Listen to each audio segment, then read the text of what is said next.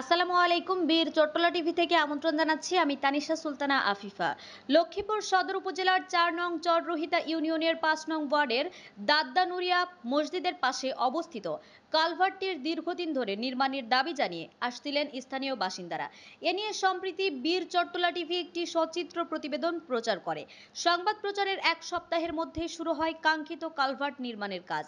কালভার্টটির নির্মাণ কাজের জন্য বরাদ্দ আনেন ৪ নং চররহিতা ইউনিয়নের নবনিযুক্ত প্রশাসক ও জেলা যুব উন্নয়ন কর্মকর্তা সালে উদ্দিন আহমেদ।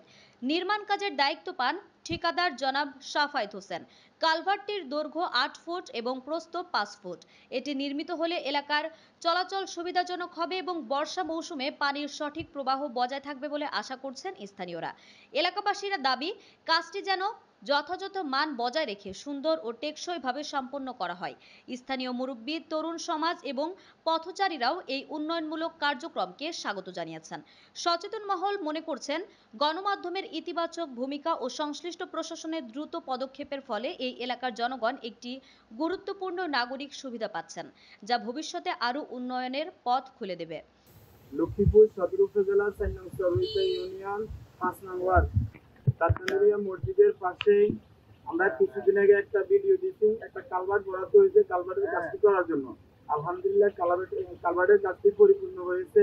এই কালভার্টটি আনছেন আমাদের লক্ষ্মীপুর জেলা যুব উন্নয়ন কর্মকর্তা এবং আমাদের ৪ নং চররহিতা ইউনিয়ন নবনিযুক্ত প্রশাসক জনাব সালে উদ্দিন আহমেদ এবং আমাদের ৫ নম্বর ওয়ার্ডের মেম্বার শফিকুল ইসলাম সহ ঠিকাদারির দায়িত্ব পেয়েছেন আমাদের সাফায়েত মিয়া। তো আমরা এলাকাবাসী সহ সবাই তদারকিতে আজকে আমাদের যে কালভার্টটা সম্পূর্ণ হয়েছে।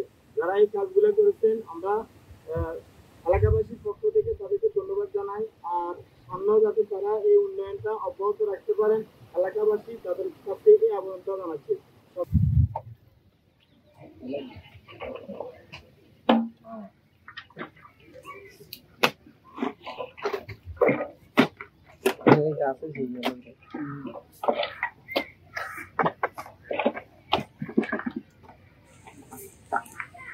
আমাদের আরও আপডেট নিউজ পেতে চোখ রাখুন বীর চট্টলা টিভিতে। ফেসবুকে ফলো, ইউটিউবে সাবস্ক্রাইব করুন।